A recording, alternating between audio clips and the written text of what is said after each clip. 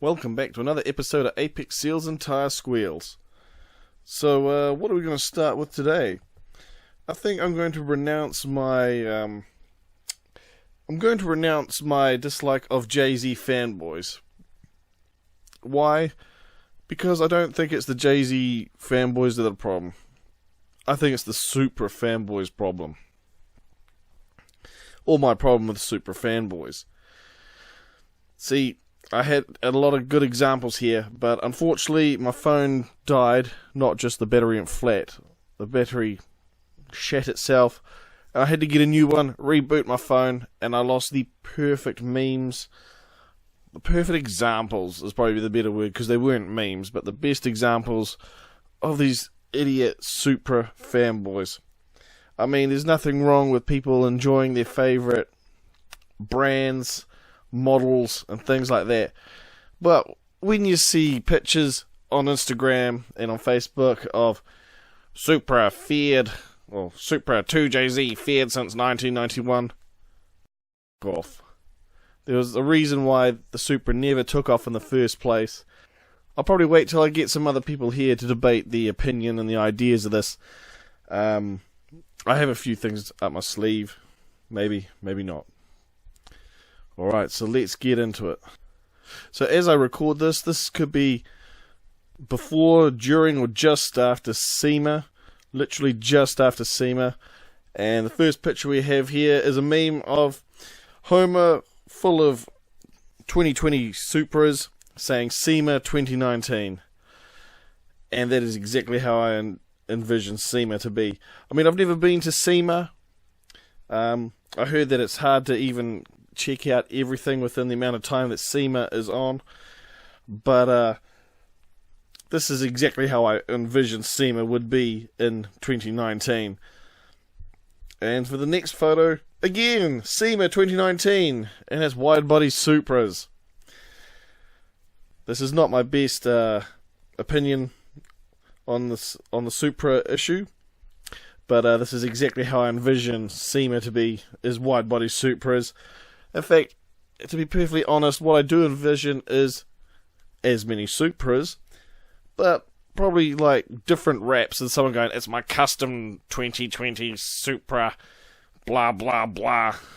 I put a lumpy cam in it. Okay, it sounded better in my head and I just threw the lumpy cam bit in. But yeah, you know those people, they paint a car, it's custom. They put a wrap on, it's custom. Well, I suppose technically it would be custom if it's like a wrap that has graphics all over it. Right, picture number 3, boom! I think this is at Sema, I have no idea.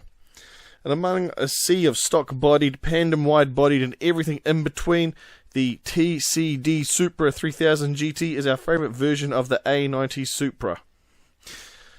Again, I'm no Supra expert, I'm no Sema expert, but Turner Galleria, I think they're quite confirming that a sea of stock-bodied, Pandem wide body and everything in between Supras. What the hell is a 3000 GT Supra? Okay, let me just punch up Google real quick. 2020 A90 Supra. Alright, images. Let's get a nice front view. Oh, I think that's the same one as what I'm currently looking at.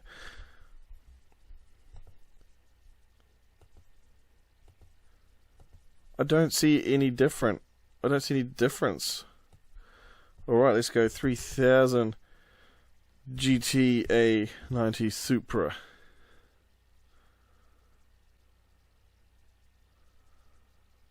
Again, I don't... Oh, hang on. That's a GR. The TCD.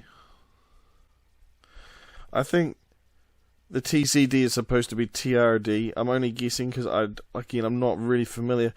But as I'm quickly taking a peek here on Google, I don't see any difference apart from they put some vents on there which look like something out of the Fast and the Furious. which in itself is another whole argument I have, but that's for another day. And let's go to the next one where it says, where is the, this is at Sema. What am I talking about? It is the 3000 GT concept. Toyota Customizing and Development. Ah, there we go. Presents the GR Supra 3000 GT concept. Oh, there we go. Inspiration from the original 1994 TRD 3000 GT wide body kit. The iconic wide body aero kick. Good English. The iconic wide body aero kit. Quickly flick through here. So all it is wheels, tires, springs, brakes, seats, stereo. So all it really is just another street build. That's all I can see about it. Oh, single turbocharger. I don't know. I'm not really fussed on these BMW JZs, whatever you want to call them. But let's be blunt here. This is just a concept car, which is just another one of those, virtually another one of those mock Fast and Furious, quotation marks, concept cars. But hey, it is what it is, and love it or hate it, and I'm being a hater. I don't actually mind the bonnet vents, but yeah, this just reminds me of every fucking meme. Oh, Paul Walker, who misses him? Probably his family. Right, and here we have a Mercedes, possibly in a parking building. They couldn't squeeze through the gap. Now, the only people I can imagine that would have this issue are people with glasses. Because if you have that poor depth perception, or what's that other word, around yourself, the perception around your vehicle, you shouldn't be on the road. And hopefully this takes another fucking idiot off the road, because quite frankly there's too many. Right, photo 6, boom. This here is another image from Instagram after I got my phone back up and running, or my account. Why the hell there's a sausage fest or a meat fest on there is beyond me. Again, I think I said this in my last video. I'm looking under the automotive section of Instagram. I don't doubt these are probably like automotive people or their accounts, like with some mighty tasty looking barbecued meats.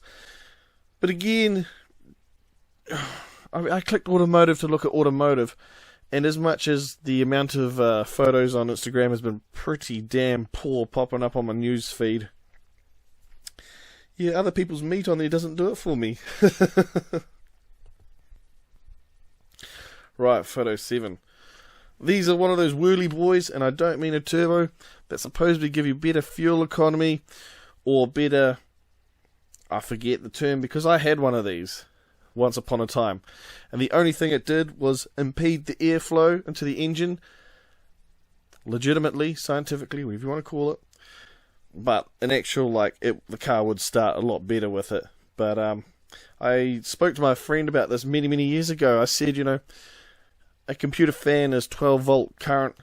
Should I get a computer fan and put it somewhere on the car? Oh yeah, I had that photo before my phone died. Would that work, helping some kind of induction, basically like virtually an electric turbo?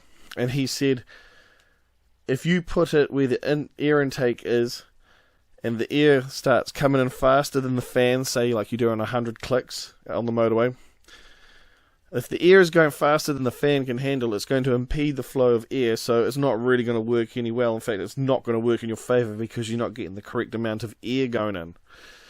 And, yeah, you can waste your $8 and think it's the duck's nuts, but, yeah, fuck this site, which I'm not going to advertise.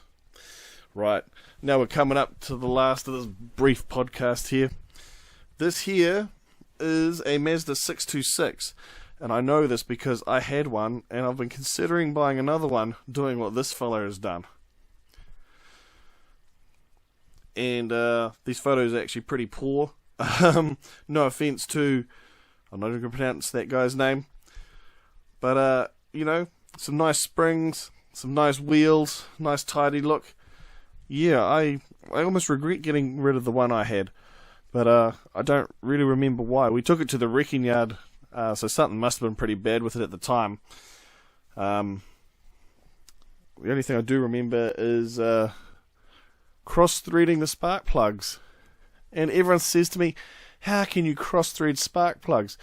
If you put the spark plug in and it doesn't fit into the thread, take it out and try it again. And when it fits the thread, it'll screw in nice. And I have to tell people this every time I bring it up. If they didn't screw in nice, I wouldn't have done it.